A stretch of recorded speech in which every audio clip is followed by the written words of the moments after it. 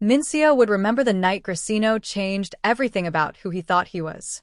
The way her hands moved over him with the certainty of someone who knew exactly what she wanted, how her voice dropped low and teasing when she asked him if he was ready to stop being afraid. But long before that night, before the candlelight and the vulnerability and the discovery of what his body could feel, there was a rainy Tuesday in March when he picked up a fare outside Seoul National University Hospital at 11:47 p.m. The request came through his app with a ping that interrupted the podcast he'd been half listening to while idling near Gangnam Station. He accepted it reflexively, already calculating the route, already settling into the practice neutrality he wore like a uniform. Pick up at the hospital's main entrance. Drop off in Itaewon. 17 minutes estimated, probably 22 with traffic. When he pulled up to the curb, he spotted her immediately. Not because she was waving or looking for him, but because she stood out in a way that made his breath catch without permission. Tall, wearing navy blue scrubs that somehow looked elegant despite being rumpled from a long shift, her dark skin gleaming under the hospital's fluorescent lights. She had her phone pressed to her ear, speaking rapid English with an accent he couldn't quite place, her free hand gesturing emphatically at nothing in particular. Her hair was pulled back in a sleek ponytail, and even from a distance, even through the rain-speckled windshield, Minseo could see the exhaustion etched into her posture. He unlocked the doors. She ended her call, jogged the few steps to his car, and slid into the back seat with a sigh that seemed to carry the weight of the entire hospital behind it. Itaewon, right? Minseo said in Korean, glancing at her through the rear-view mirror. She looked up, met his eyes in the reflection, and smiled. It was a tired smile, but genuine. Yes, thank you. Sorry, do you speak English? Her Korean was minimal, he realized. He switched languages, his English careful but competent. Yes, I speak English. Itaewon, the address on the app. Perfect. Yes, that's right. She leaned back against the seat, closing her eyes briefly. Long night. Minseo pulled away from the curb, merging into the sparse, late-night traffic. He should have stayed quiet. That was his usual approach, the one that kept things simple and professional. But something about the way she'd smiled, or maybe the exhaustion in her voice that reminded him of his own long nights, made him speak. You work at the hospital? Ida. I'm a nurse. Critical care unit. She opened her eyes, looking out the window at the passing lights of Seoul. Been there since 3 this afternoon. Double shift. That's very long. It is. She laughed softly.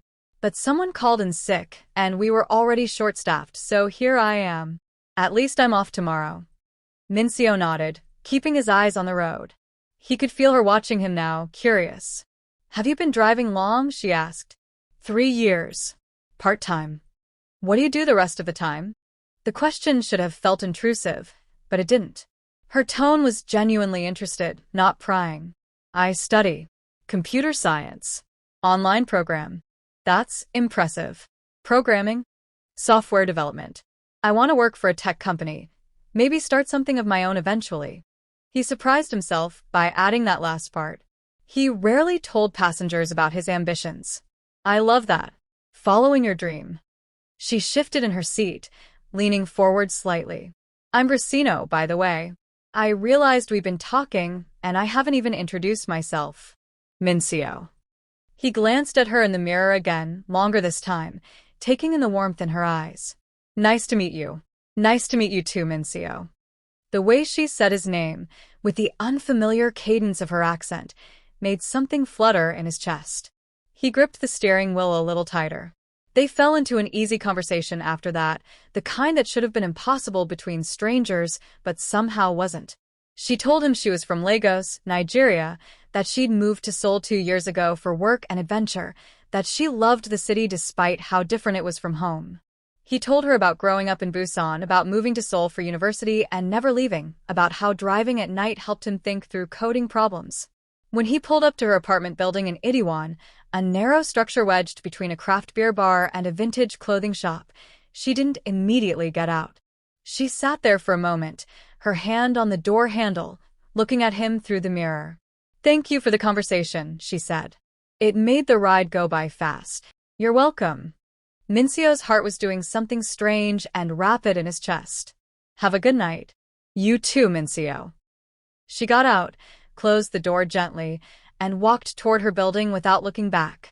Minseo sat there for a full minute after she disappeared inside, staring at nothing, trying to understand why a simple rideshare trip felt like it had shifted something fundamental in his world.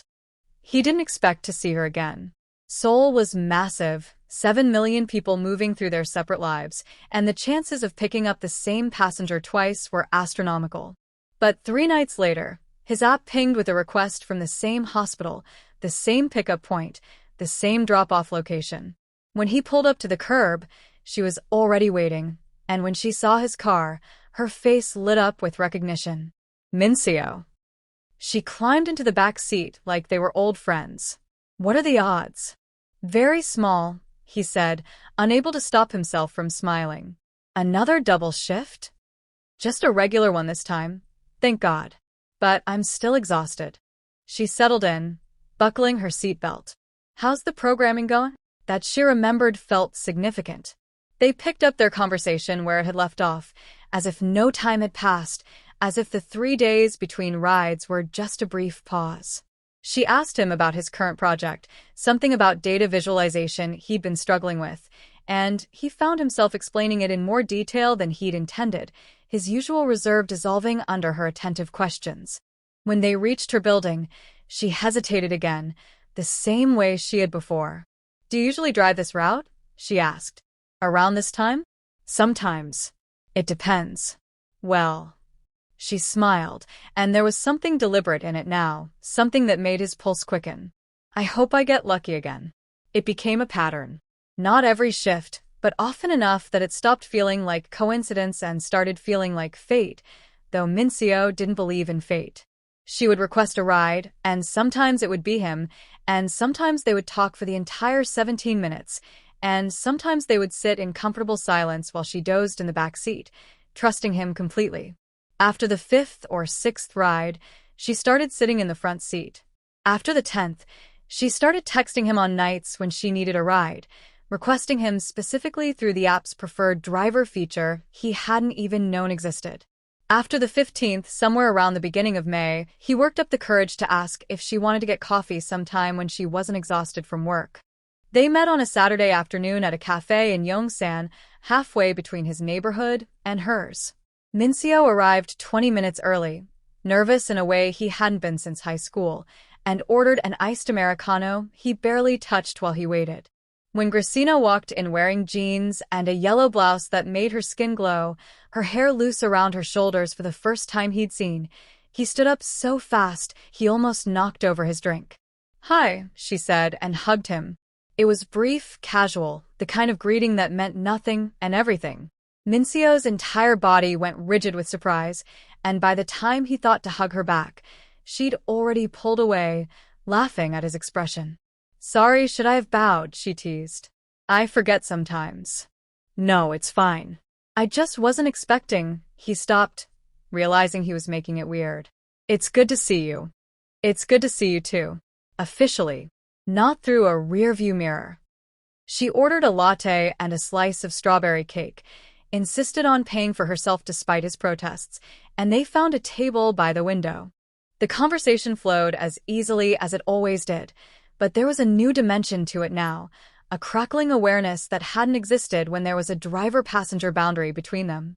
Minseo found himself watching the way she gestured when she talked, animated and expressive, so different from his own measured movements. She told him about her family back in Lagos, her mother who was a pharmacist, her younger brother studying medicine, her father who'd passed away when she was 19. He told her about his parents, still in Busan, his older sister who worked in finance and called him every Sunday to ask if he was eating properly. Do they know you're driving at night? Grisino asked. While studying? They know. They don't love it, but they understand. Minseo traced the condensation on his cup with one finger. They want me to succeed, and this is how I'm making it work. No loans, no debt. That's admirable. Really. She took a bite of her cake, considering him. You're very determined. I noticed that about you from the first time we talked. You're determined too. Moving across the world for your career. I guess we're both a little crazy that way. She smiled, but there was something searching in her gaze now. Can I ask you something personal? Minseo's stomach tightened, but he nodded. Have you dated much? Since moving to Seoul? The question caught him off guard. He felt heat creep up his neck, hated that he was blushing, couldn't stop it. Not really. I've been focused on school and work. Not really or not at all? She wasn't mocking him. Her tone was gentle, genuinely curious. But Minseo felt exposed anyway, like she could see through to all the truth he kept carefully hidden. Not at all, he admitted quietly. I had a girlfriend in high school. It didn't last. Since then, nothing serious. Why not? I don't know. Timing. Priorities. He forced himself to meet her eyes. Maybe I'm too boring. You're not boring, Minseo. She said it with such certainty that he almost believed her. You're careful. There's a difference. What about you? Ever dated? Nothing that stuck. She shrugged, but there was something guarded in the gesture. It's hard, you know? Being here, being different. Men either fetishize me or avoid me completely. It gets exhausting. The honesty in her words made his chest ache. He thought about all the times he'd seen people stare at her, in the hospital entrance, on the street, the mixture of curiosity and judgment in their eyes. He thought about his own initial surprise when she'd first gotten into his car, the split second where his brain had categorized her as other before he'd consciously pushed that reaction away. I'm sorry, he said, inadequate but sincere. Don't be. It's not your fault. She reached across the table, squeezed his hand briefly. I'm telling you because I want you to understand. When I met you, when we started talking, you didn't do any of that. You just saw me. That's rare. Her hand was gone before he could fully register its warmth, but the imprint remained. Minseo sat there, processing, feeling the weight of what she'd shared. I'm glad I saw you, he said finally. Really saw you, I mean. I'm glad we met. Me too. They stayed at the cafe for 3 hours, until the late afternoon sun slanted through the windows and the staff started giving them pointed looks. When they finally left, stepping out into the warm May evening, Grisino linked her arm through his like it was the most natural thing in the world. Walk me to the subway? She asked. Of course. They walked slowly, deliberately stretching out the time. At the station entrance, she turned to face him, and Minseo knew this was the moment where he was supposed to do something, say something, make some kind of move. But his courage failed him. He just stood there, hands in his pockets, smiling like an idiot. Text me when you get home, Grisino said. I will. She kissed his cheek, quick and soft, and then she was gone, disappearing down the stairs into the station. Minseo stood there for a long time, one hand pressed to his cheek where her lips had been, feeling like his entire life had just tilted on its axis. They started seeing each other regularly after that. Coffee dates turned into dinner dates, turned into long walks along the Han River at sunset. Minseo learned the way her laugh sounded when something genuinely surprised her versus when she was just being polite. He learned that she loved spicy food, that she was terrible at karaoke but did it anyway with unself-conscious joy, that she had a habit of falling asleep during movies if she was comfortable. Grisino learned that Minseo was quieter than he seemed, that his silence wasn't disinterest but deep observation, that he showed affection through actions rather than words. She learned that he was brilliant with code but helpless with directions, that he loved his sister fiercely but found his parents difficult, that he had never quite felt like he belonged anywhere until recently. By July, they were officially together, though the transition from friendship to romance had been so gradual neither of them could pinpoint exactly when it happened. Minseo had kissed her first, finally, 3 weeks into whatever they were calling this, on her couch while they watched a movie neither of them was paying attention to. He'd been thinking about it for days, planning it, but when it actually happened, it was impulsive and clumsy and perfect. She'd kissed him back with an enthusiasm that made his head spin, her hands in his hair, her body pressed against his in ways that made him forget how to breathe properly. When they finally broke apart, both breathing hard, She'd grinned at him with such satisfaction that he'd laughed, dizzy with relief and desire. "Took you long enough," she'd murmured. "I know. I'm sorry." Don't apologize." She'd kissed him again, softer this time. Your timing was perfect, but that was as far as things had gone. They kissed frequently now, long make-out sessions on her couch or his, hands wandering but never crossing certain boundaries. Minseo wanted more, desperately, achingly, but every time things started to escalate, panic would flood his system and he'd pull back, mumbling some excuse about it being late or needing to study. Grisino never pushed. She'd smile, kiss him once more, and let him go. But Minseo could see the questions in her eyes, the careful patience that both relieved and tormented him. He knew she was experienced. She'd mentioned past relationships, casual encounters, a life lived with confidence and agency. Meanwhile, he was 26 years old and still a virgin, too embarrassed to admit it, too afraid of disappointing her to take the leap. The truth was, he wanted her so badly it scared him.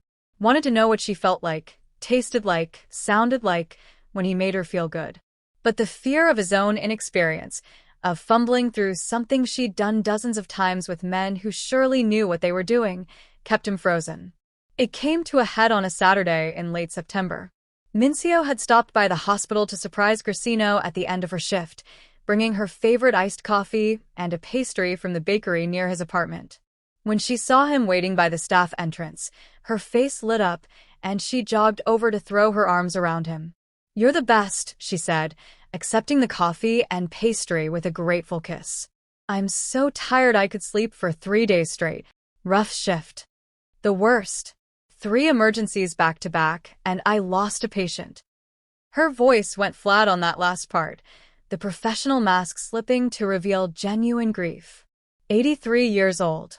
Cardiac arrest. "We did everything, but it wasn't enough." Minseo didn't know what to say. He just held her, right there on the sidewalk, while she breathed against his shoulder.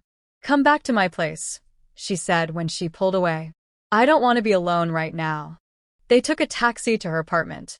Grisino was quiet during the ride, staring out the window, her hand tight in Minseo's. Inside her apartment, she kicked off her shoes, dropped her bag, and went straight to the bathroom. He heard the shower start, heard her moving around, and settled on the couch to wait. When she emerged 20 minutes later, she was wearing an oversized t-shirt and sleep shorts, her hair wrapped in a towel. She looked younger like this, softer, vulnerable in a way she rarely let herself be at work. "Thank you for being here," she said, curling up next to him on the couch. "Always." They sat in silence for a while, her head on his shoulder, his arm around her. The apartment was dim, only the small lamp on the side table providing light. Outside, the city hummed its endless song.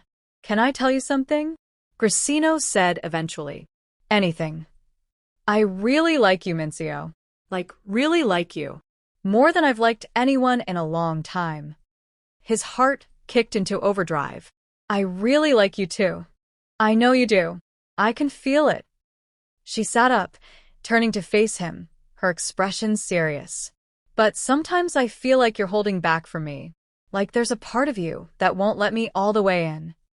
The observation landed like a punch. Minseo looked away, unable to hold her gaze. "Is it me?" she asked quietly. "Is it because I'm black? Because I know that's complicated here, and if you're family or friends." No. The word came out fierce, urgent. He grabbed her hand. "It's not that. I promise it's not that." "Then what is it?" He couldn't tell her. The words stuck in his throat, trapped behind years of shame and inadequacy. But she was looking at him with such open vulnerability, such genuine care, that staying silent felt like a betrayal. "I'm scared," he said finally, the admission barely audible. "Of what?" "Of disappointing you. Of not being enough." He forced himself to meet her eyes. "I haven't done this before, Grisino." "Any of this?" "Not really." She blinked, processing. "You mean you haven't?" No. The silence that followed felt endless. Minseo wanted to disappear, wanted to take back the confession, wanted to be anywhere but here. But then Grisino's hand came up to cup his face, her thumb brushing his cheekbone with infinite gentleness. "Oh, sweetheart," she said, and there was no pity in her voice, only warmth. "Is that what's been holding you back?" He nodded, not trusting his voice. "Minseo, look at me." She waited until he did. "That doesn't change anything about how I feel about you. If anything, it makes me like you more." How? "I'm 26. I should have figured this out by now." "Says who? There's no timeline for this stuff." She shifted closer, her hands moving to his shoulders. "Everyone's first time is awkward and weird and nothing like the movies. That's normal. What matters is that it's with someone who cares about you. But you're experienced. You know what you're doing. And I'll just be learning. You'll be learning with me." Her smile was soft, reassuring. "If you want to, I mean. No pressure. We can wait as long as you need." "I don't want to wait," Minseo said, surprised by his own certainty. "I want you. I've wanted you for months. I just didn't know how to tell you. I had no idea what I was doing." Grisino leaned in, kissed him slowly, deeply, in a way that made his entire body respond. When she pulled back, her eyes were dark with something that made his breath catch.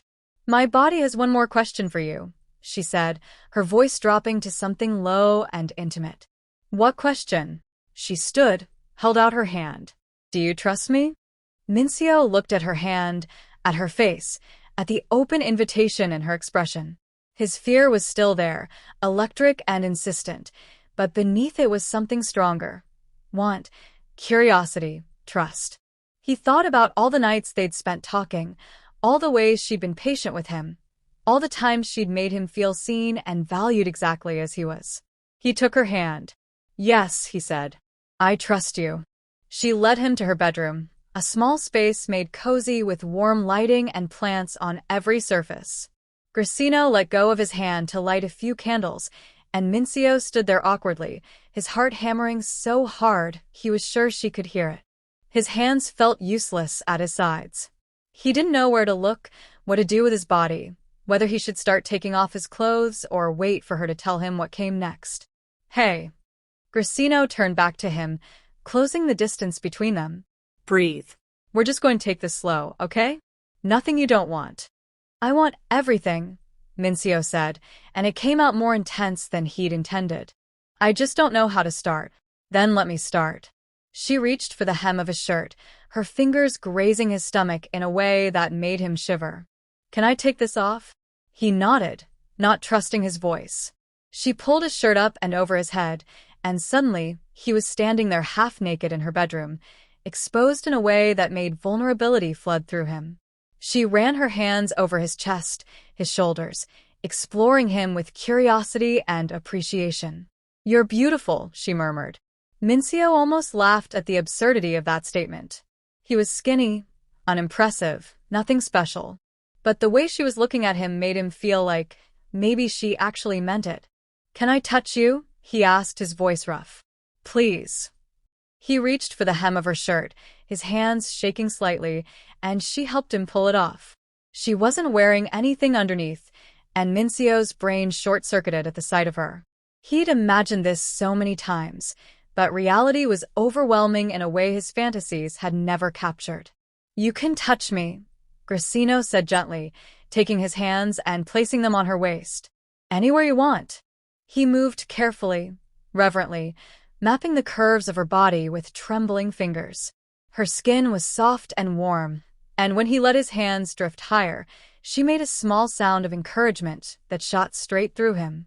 They kissed again, deeper now, and she guided him toward the bed, both of them shedding the rest of their clothes in the process.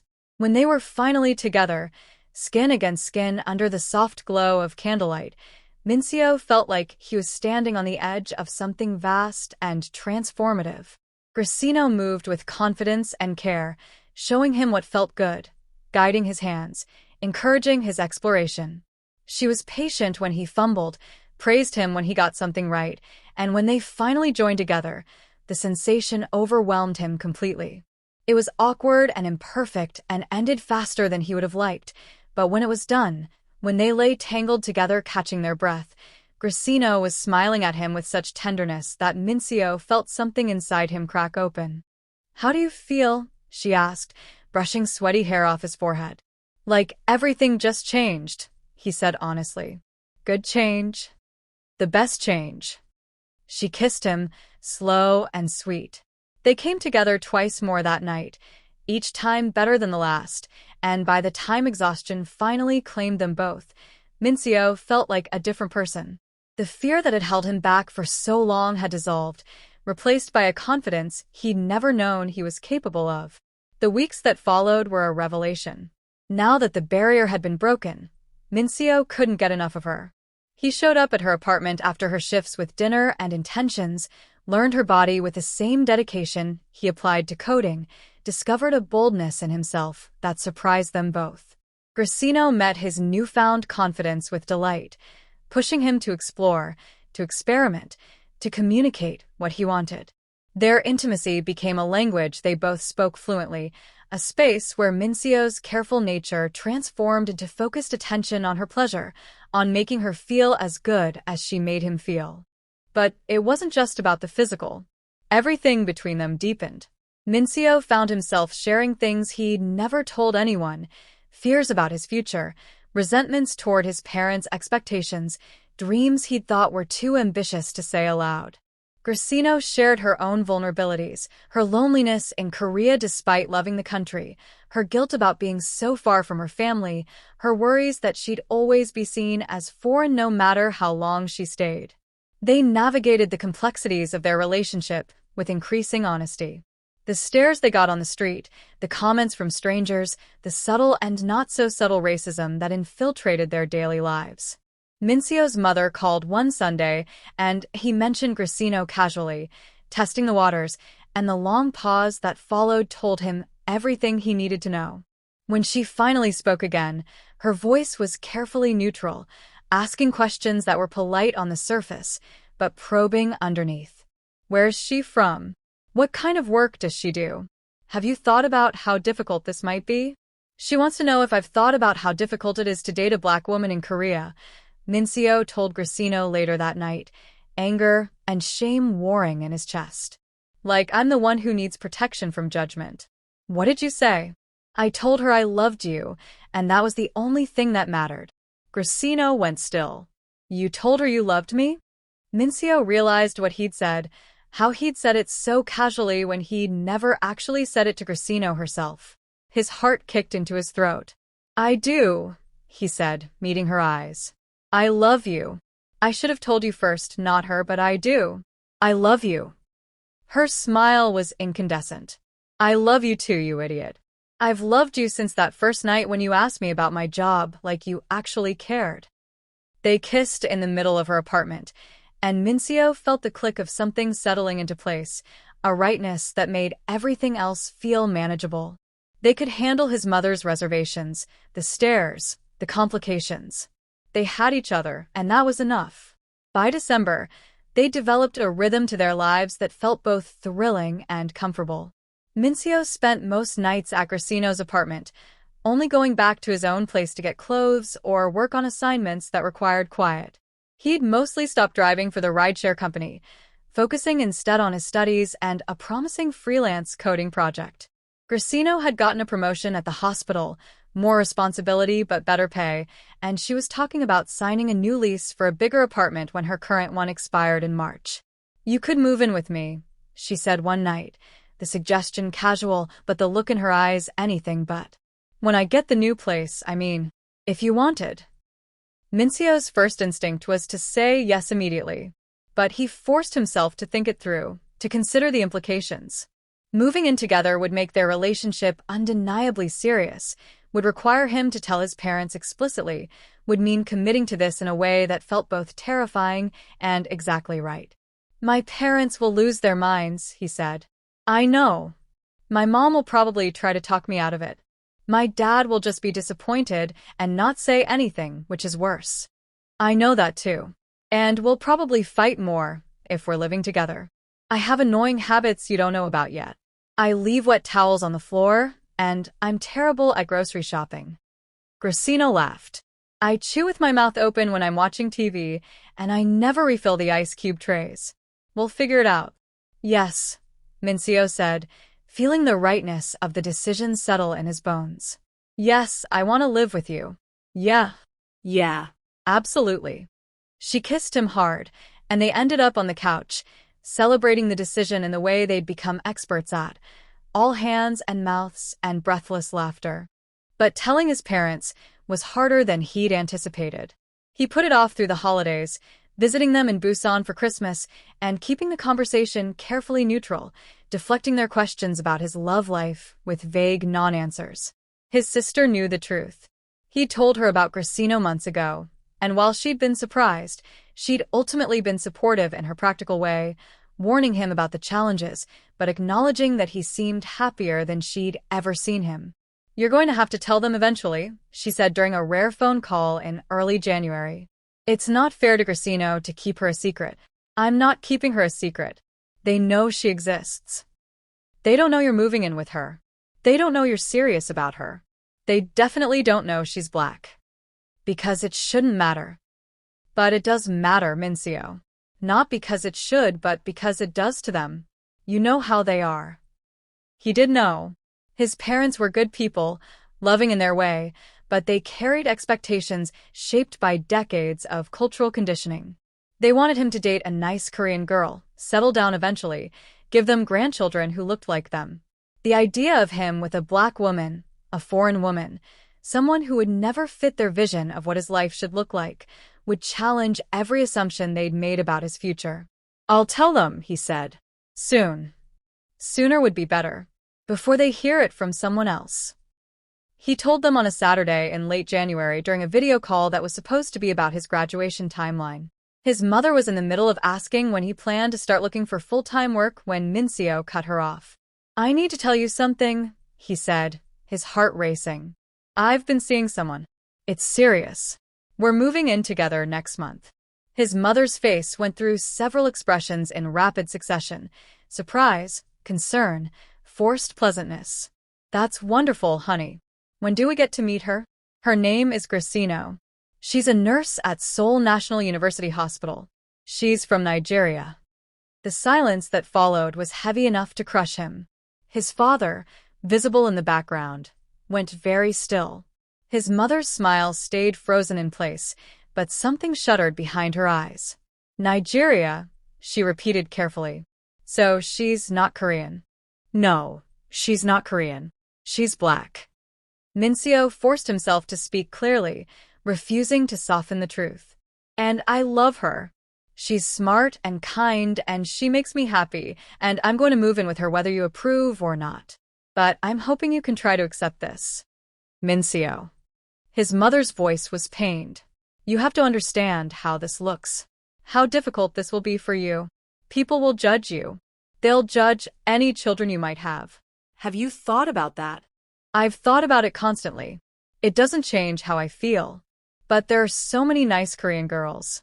Women who understand your culture, your background. Why would you make things harder for yourself? Because I fell in love with Grisino, Mom. Not with some hypothetical nice Korean girl who checks all the right boxes. This isn't a choice I'm making to rebel or make a statement. It's just who I love. His father finally spoke, his voice gruff. Are you sure about this? Really sure? More sure than I've ever been about anything. Another long pause. Then his father nodded slowly. Okay. If you're sure, then we'll support you. Your mother, and I want you to be happy, even if this isn't what we expected. Honey, his mother started, but his father cut her off with a look. We'll support him, he repeated firmly. Because he's our son and we love him. The conversation ended awkwardly. Promises to talk more later, his mother's disappointment palpable even through the screen. When Minseo hung up, he felt hollowed out, exhausted in a way that had nothing to do with physical tiredness. He drove to Grisino's apartment immediately. When she opened the door and saw his face, she pulled him inside without a word, wrapped her arms around him, and just held him while he tried to remember how to breathe. I told them, he said into her shoulder. They know about you. About us. How did it go? About as well as I expected. My dad is trying. My mom is not happy. I'm sorry. She pulled back to look at him. I know that was hard. It was. But it was also necessary. He cupped her face in his hands, looking at her with all the intensity of what he felt. You're worth it. All of it. I need you to know that. I know. Her eyes were bright with unshed tears. I love you so much. I love you too. They stood there in her doorway, holding each other, and Minseo felt the weight of his decision settle into acceptance. This was his life now. This woman, this love, this choice to build something that wouldn't be easy but would be real and honest, and worth every difficulty they'd face. They moved into the new apartment at the end of February. It was in Yongsan, a 2-bedroom with better light and more space than Grisino's old place, close enough to the hospital for her to walk to work on nice days. Minseo's contribution to the rent was modest compared to hers, a fact that bothered him until she pointed out that they were partners, that his freelance work was picking up, that it would even out eventually, and none of it mattered as long as they were building a life together. Besides, she said, wrapping her arms around him from behind while he unpacked books in the living room, you do most of the cooking and you're way better at keeping this place clean than I am. That's valuable contribution. I didn't realize I was signing up to be a housewife. House husband, she corrected, kissing his neck. And you're a very sexy house husband. Living together revealed new dimensions of each other. Minseo learned that Grisino was grumpy in the mornings before coffee, that she talked to herself when she was stressed, that she cried at animal videos on the internet but stayed composed during the hardest days at work. Grisino learned that Minseo needed solitude to recharge, that he got obsessive about projects and forgot to eat, that he showed love through acts of service rather than words, making her lunch for her shifts and fixing the things in their apartment that broke without being asked. They fought sometimes, over dishes left in the sink and different communication styles, and the stress they both carried from their respective work. But they also learned how to fight productively, to say what they meant without cruelty, to apologize when they were wrong and accept apologies with grace. Every conflict they navigated made them stronger, more confident in their ability to handle whatever came next. In April, Grisino had a weekend off and suggested they visit Busan, meet Minseo's parents face to face. The idea filled him with dread, but he agreed, knowing it had to happen eventually. They took the KTX train down on a Saturday morning, and Minseo spent the entire ride anxious and tense, holding Grisino's hand too tightly. It's going to be okay, she kept saying.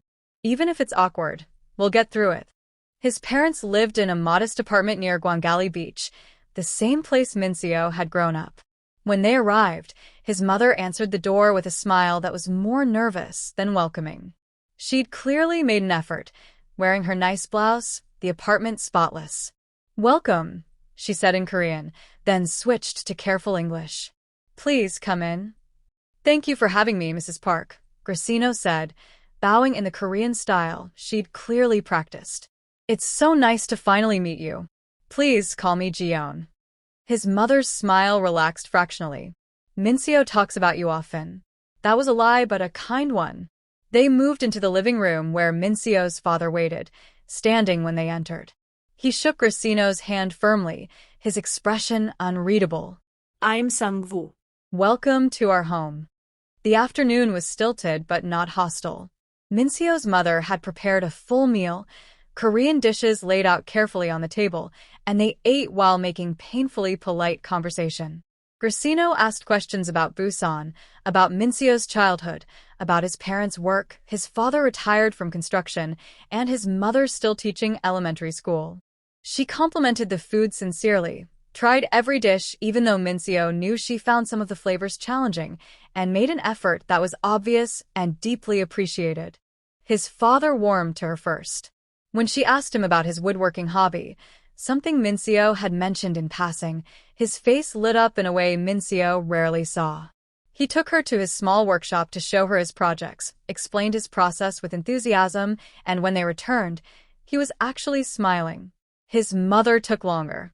She watched Grisino with guarded curiosity throughout the meal, assessing her in ways Minseo found both understandable and frustrating. But when Grisino insisted on helping with the dishes despite his mother's protests, when she rolled up her sleeves and stood at the sink chatting about nursing and the challenges of the Korean healthcare system, something shifted. His mother's shoulders relaxed. Her questions became genuine rather than probing. "She seems nice," his mother said quietly when Minseo joined them in the kitchen, Grisino having stepped away to use the bathroom. "Very polite. Good manners." "She is nice, Mom. That's what I've been trying to tell you."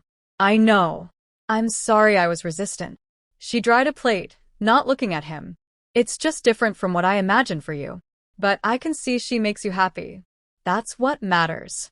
"It is," Minseo said, the relief almost overwhelming. "Thank you for trying." When they left that evening, heading back to the train station, Grisino was quiet for a long time. "That went better than I expected," she finally said. "Really? I thought it was incredibly awkward." "It was, but they were trying. Your dad especially. And your mom, she'll come around more. I could tell." She squeezed his hand. "They love you. They want good things for you. They just need time to adjust their vision of what that looks like. You're very understanding about this." "What choice do I have? Getting angry about it doesn't help." She looked out the window at Busan passing by. "Besides, I've dealt with worse. At least they were willing to meet me, to see me as a person. That's more than a lot of families would do." The sadness in her voice made Minseo's chest ache. He thought about all the times she'd probably faced rejection, all the ways the world had made her feel unwelcome. The fact that she could still approach his parents with grace and openness despite knowing they'd judged her before even meeting her said everything about who she was as a person. "You're remarkable," he said. She smiled, leaning her head on his shoulder. "So are you." By June, they'd settled into a life that felt permanent and real. Minseo graduated from his program and accepted a position at a mid-sized tech company, finally earning a stable income that eased his financial anxiety. Grisino was thriving at work, mentoring newer nurses, and taking on leadership responsibilities. They hosted dinners at their apartment, Grisino's friends from the hospital mixing with Minseo's classmates and coworkers, creating a community that reflected both of them. His sister visited Seoul and loved Grisino immediately, pulling Minseo aside to whisper approvingly that he'd done well, that she could see why he'd been willing to fight for this relationship. His parents called more frequently, his mother's questions about Grisino becoming warmer, more interested. When his father asked when they were planning to visit Busan again, it felt like acceptance, genuine and hard one. But there were still hard days. Days when strangers stared too long, when someone made a comment that landed like a slap, when the weight of being visible in a way neither of them could escape felt crushing. Minseo witnessed it more acutely now. The microaggressions Grisino faced constantly, the way she had to armor herself just to move through the world. Taxi drivers who pretended not to see her, store clerks who followed her suspiciously, the casual racism disguised as curiosity. "Sometimes I'm so tired," she told him one night after a particularly bad day. A patient had refused her care, demanded a Korean nurse, and while her supervisor had handled it, the sting remained. "I love this country. I love my job, I love our life. But I'm so tired of having to prove I belong here, over and over again." Minseo held her, wishing he could fix it, knowing he couldn't. All he could do was be present, bear witness, love her fiercely through it. "I'm sorry," he said, inadequate but sincere. "It's not your fault. I know. But I'm still sorry you have to deal with it." She pulled back to look at him. "You know what helps? You. Us. Knowing I have someone who sees me completely, who doesn't treat my existence here as a problem to solve or a curiosity to examine. That matters more than you know." "You have me," he promised. "Always." They got engaged in September, a year and a half after that first ride from the hospital. Minseo had been planning it for months, trying to figure out the perfect way to ask, but in the end, it happened spontaneously. They were cooking dinner together, Grisino chopping vegetables while Minseo stirred sauce, when she said something that made him laugh, and he just turned to her and said, "Marry me." She froze, knife in hand, staring at him. What? "Marry me," he repeated, suddenly certain. I don't have a ring yet, and this isn't romantic, but I don't want to wait. I want to marry you. I want forever with you. Are you serious right now? Completely serious. She put down the knife carefully, crossed the kitchen, and kissed him hard enough that he forgot about the sauce burning on the stove. Yes, she said against his lips. Yes, absolutely yes. They picked out a ring together the following weekend, a simple design that suited Grisino's practical nature. When Minseo called his parents to tell them, his mother cried, and he wasn't entirely sure if they were happy tears or overwhelmed tears, but she congratulated them both, and that felt like progress. Planning the wedding became an exercise in compromise and cultural navigation. Grisino wanted her family there, which meant flying her mother and brother in from Lagos. Minseo's parents wanted a traditional Korean ceremony, or at least elements of one. They wanted something that honored both of them, their cultures, their journey. This is complicated, Grisino said, looking at the planning checklist they'd created. Everything about us is complicated, Minseo replied. But we're good at complicated. True. They settled on a small ceremony in Seoul in the spring, blending traditions in ways that felt meaningful rather than performative. Korean bows alongside Nigerian customs, two different sets of traditional dress, food that represented both of their backgrounds. It wouldn't be perfect, would probably confuse half the guests, but it would be theirs. The months leading up to the wedding were a blur of preparation and work. Minseo was doing well at his job, taking on more responsibility, building a reputation as someone reliable and talented. Grisino had been promoted again, now supervising a small team of nurses, her confidence and skill recognized by everyone who worked with her. They were building something real, not just as a couple, but as individuals who'd found their place in the world. But the closer the wedding got, the more Minseo found himself thinking about everything that had led them here. The shy, inexperienced man he'd been when they first met felt like a stranger now. Grisino had unlocked something in him, a confidence and self-assurance he'd never known he was capable of. She'd taught him that vulnerability wasn't weakness, that asking for what he wanted wasn't selfish, that love required courage and honesty and constant effort. He'd change her too, she told him one night while they were addressing wedding invitations. Made her believe that she could be fully seen and loved exactly as she was, that she didn't have to perform or protect herself constantly, that softness wasn't incompatible with strength. Their love had created space for both of them to become more themselves. Do you ever think about that first night? Minseo asked, the question coming out of nowhere. When I told you I'd never done any of this before? Grisino looked up from the invitation she was writing, a soft smile on her face. All the time. Why? I was so scared. I thought you'd change your mind about me when you realized how inexperienced I was. I knew you were inexperienced long before you told me. I could tell from the way you kissed, the way you touched me, the way you'd pull back whenever things got too intense. She set down her pen, giving him her full attention. But that wasn't what mattered to me. What mattered was how you saw me, how you treated me, how you made me feel like I was worth choosing despite all the complications. You were always worth choosing. And you were always worth being patient with. She reached across the table to take his hand. That night when I asked if you trusted me, when you said yes, that was one of the bravest things I've ever seen someone do. You were terrified, but you trusted me anyway. That's what love is, Minseo. Choosing each other even when you're scared. He squeezed her hand, feeling the truth of her words settle into his chest.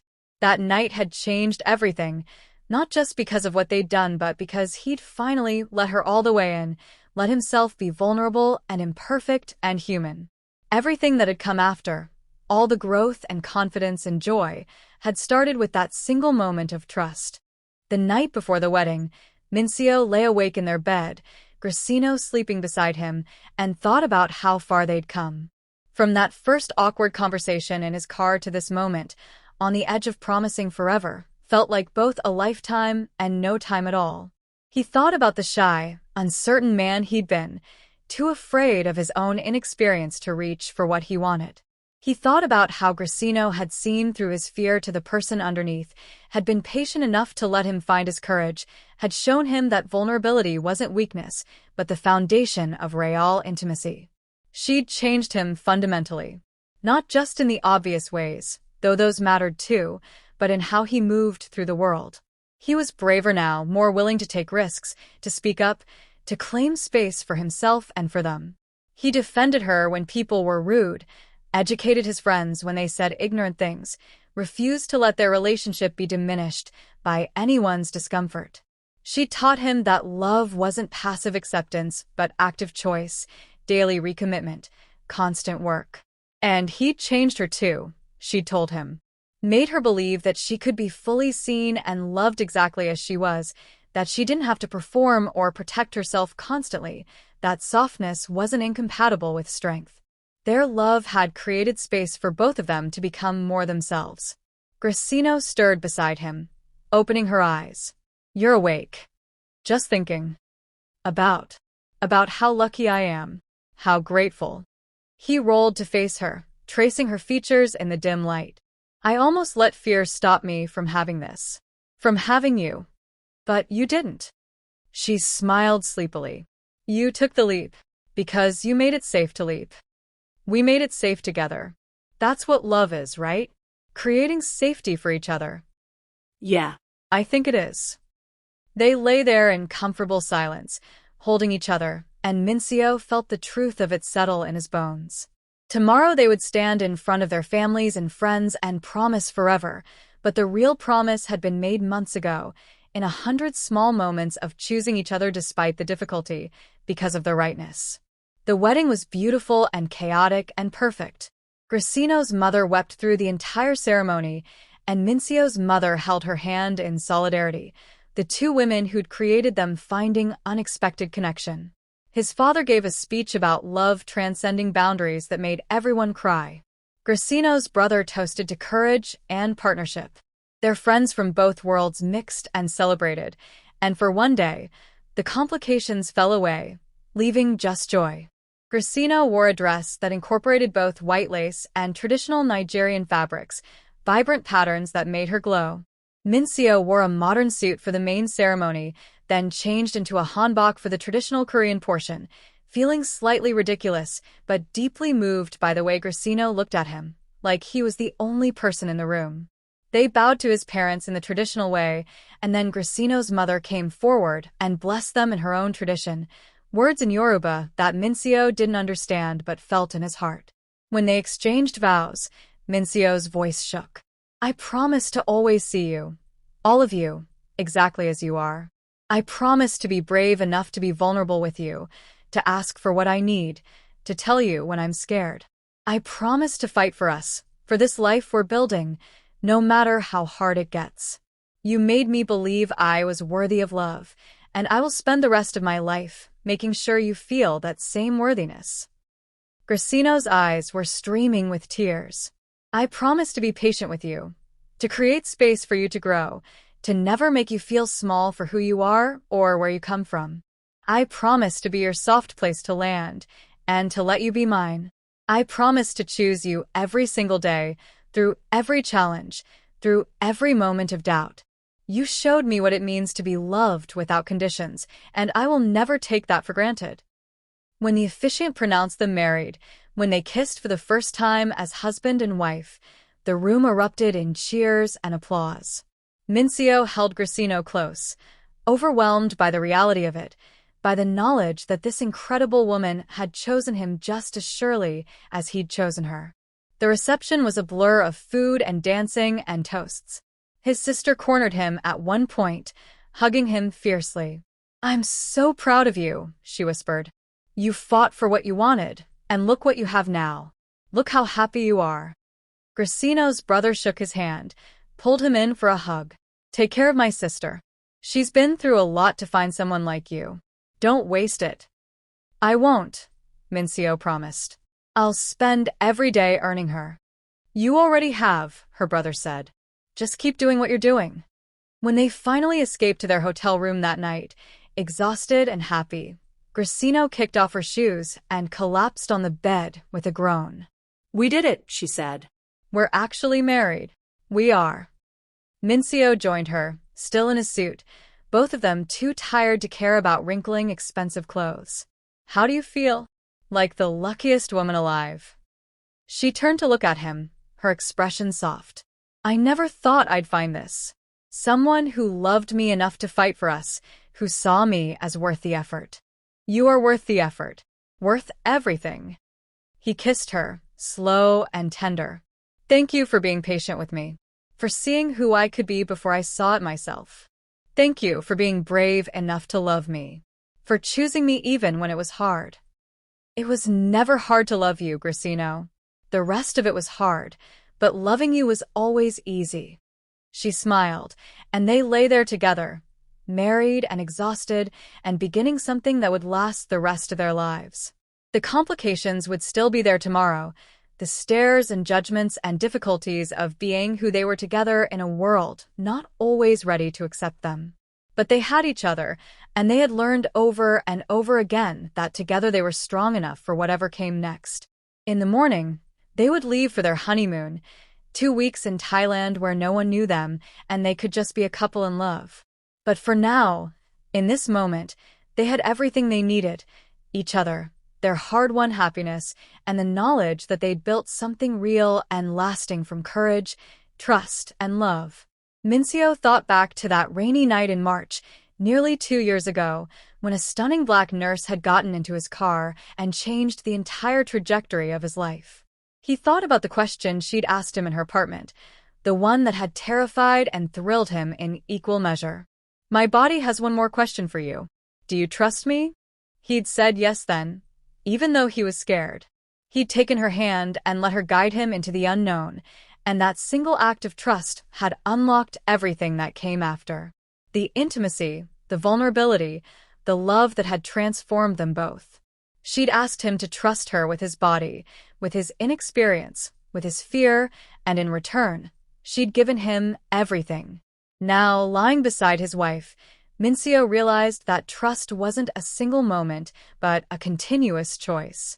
Every day, they would have to trust each other with their fears, their dreams, their imperfect selves. Every day, they would have to choose vulnerability over self-protection, honesty over comfort, growth over stagnation. That was the real promise of marriage, not the ceremony or the rings, but the commitment to keep choosing each other, to keep trusting each other, to keep building a life that honored both of their truths. What are you thinking about? Grisino asked, her voice drowsy. About trust. About how you taught me what it means. You taught me too. We taught each other. Yeah. I guess we did. She curled into him, her head on his chest, her breathing evening out as sleep claimed her. Minseo lay there awake a little longer, his hand stroking her back, feeling the steady rhythm of her heartbeat against his ribs. This was his life now. This woman, this love, this partnership built on courage and trust, and the willingness to be vulnerable with each other. It hadn't been easy. They'd faced judgment from his family, racism from strangers, the constant challenge of being a couple that didn't fit the mold. They'd had to fight for their space in the world, to insist on their right to love each other despite everyone who thought it was a mistake or a complication or something to be questioned. But every challenge had made them stronger, more certain of what they'd built together. Minseo had come so far from the shy, inexperienced man who'd been too afraid to reach for what he wanted. Grisino had unlocked something in him, a confidence and boldness he'd never known he possessed. She taught him that his inexperience wasn't something to be ashamed of, that vulnerability was the foundation of true intimacy, that love required courage and honesty, and the willingness to be seen completely. And he'd given her something too. He'd given her the experience of being loved without fetishization, without exoticism, without conditions. He'd given her a partner who saw her as fully human, fully deserving of respect and tenderness and commitment. He'd given her a safe place to be soft, to be vulnerable, to trust that someone would catch her when she fell. Together, they created something rare and precious. A love that crossed cultures and challenged expectations, a partnership built on mutual respect and genuine understanding, a life that honored both of their identities without asking either of them to diminish themselves. It wasn't perfect, would never be perfect, but it was theirs, and that was enough. As Minseo finally drifted off to sleep, his wife warm and solid in his arms, he felt a deep sense of gratitude wash over him. Gratitude for that rainy night in March when fate or luck or something had brought them together. Gratitude for Grisino's patience and guidance, for the way she'd seen past his fear to the man he could become. Gratitude for his own courage in taking that leap, in trusting her with his vulnerability, in choosing love despite the fear. They had a lifetime ahead of them now. Challenges would come, that was inevitable, but they'd face them together, with the same trust and courage that had brought them this far. And Minseo knew, with the kind of certainty that lived in his bones, that whatever came next, they would be okay. Because they had each other, and they had learned how to build a life from vulnerability and trust and unwavering commitment. That was the real answer to Grisino's question that night. Do you trust me? Yes. With everything. With his body, his heart, his future, his life. He trusted her completely, and she trusted him the same way, and that trust was the foundation of everything beautiful they'd built together. It was the foundation of everything beautiful they would continue to build, day by day, choice by choice, for the rest of their lives.